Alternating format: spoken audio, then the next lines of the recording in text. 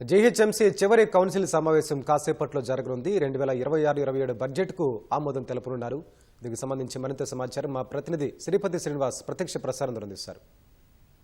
మరికొద్దిసేపట్లో GHMC చివరి council budget సమావేశం జరగబోతుంది. సుమారు 11,460 కోట్ల బడ్జెట్ ప్రతిపాదనతో జీహెచ్ఎంసీ కౌన్సిల్ ప్రారంభం కాబోతుంది. ఇప్పటికే 150 డివిజన్లు ఉన్నటువంటి జీహెచ్ఎంసీ ఈసారి 300 డివిజన్లుగా రూపాంతరం చెందబోతుంది. ఓఆర్ఆర్ వరకు విస్తరించబోవడంతో దాదాపు 12 జోన్లు, 60 సర్కిళ్ళు, 300 డివిజన్లుగా మారబోతుంది. అందుకే మహా బడ్జెట్కు రూపకల్పన చేసినట్లు తెలుస్తుంది.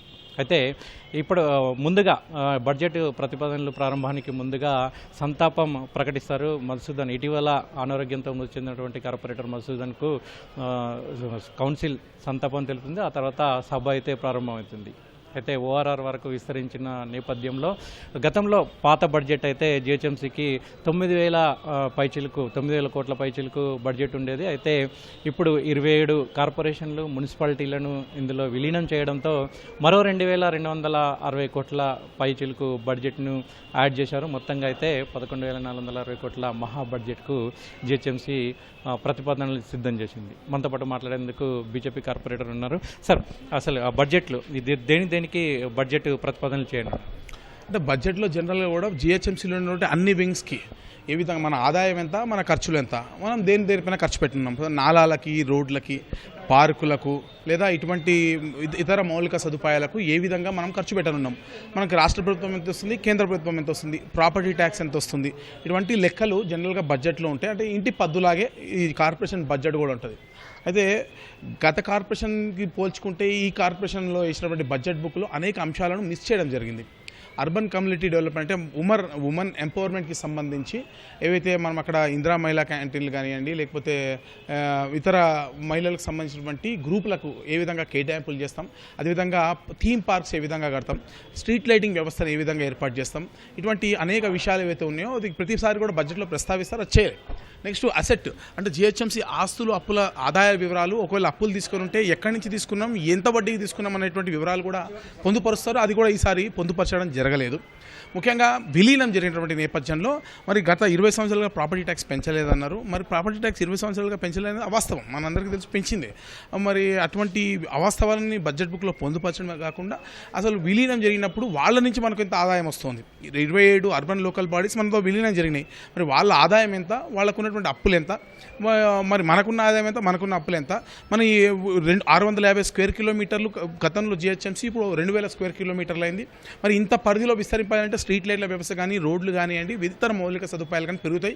మరి దానికి ఏ విధంగా ఖర్చు పెడతాం అనేటువంటిది వివరంగా సభ్యంగా దీంట్లో పొందుపరచలేదు. ముఖ్యంగా మనం చూసుకున్నట్టయితే ఇప్పటి వరకు 27 మున్సిపాలిటీలు, కార్పొరేషన్లు విలీనం చేశారు కదా, దానికి సంబంధించి 2,260 కోట్ల బడ్జెట్ను అదనంగా కేటాయిస్తామంటున్నారు. అది సరిపోతుందంట? సరిపోదు. అది వాళ్ళ బడ్జెట్నే. యాక్చువల్లీ వాళ్ళ బడ్జెట్నే వాళ్ళు ఇంతకుముందు మున్సిపాలిటీస్ అయితే ఇండివిజువల్గా పెట్టుకునేదో అది జిహెచ్ఎంసీలో ఇప్పుడు ఉంది కాబట్టి డిఫాల్ట్గా ఆ బడ్జెట్ కూడా దీంట్లో చేరింది.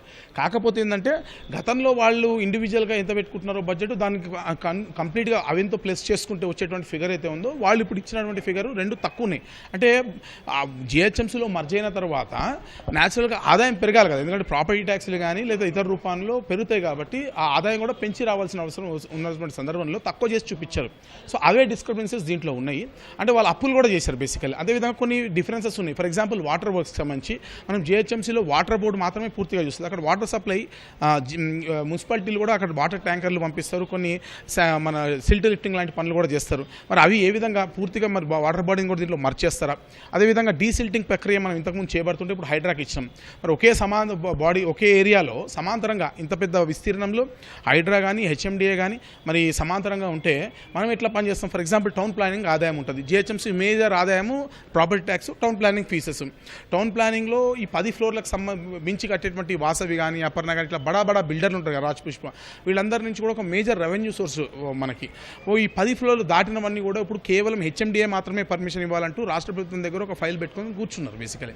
అలా చేయడం వల్ల మనకు ఆదాయం జిహెచ్ఎంసీ కోల్పోతుంది. మేమేమంటున్నామంటే జిహెచ్ఎంసీ ఒక లోకల్ బాడీ, భారతీయ ప్రజాస్వామిక వ్యవస్థలో లోకల్ బాడీ అనేది చాలా పట్టుకొమ్మ లాంటిది. డెమోక్రసీలో లోకల్ బాడీ తర్వాత అసెంబ్లీ లెజిస్లేటివ్ వ్యవస్థ ఉంటుంది, తర్వాత పైన పార్లమెంటరీ వ్యవస్థ ఉంటుంది. లోకల్ బాడీ గట్టిగా ఉన్నప్పుడే కదా మనం ముందుకెళ్ళేది. దీన్ని నిర్వీర్యం చేసేటువంటి ప్రయత్నాన్ని మేము వ్యతిరేకిస్తాం బేసికలీ.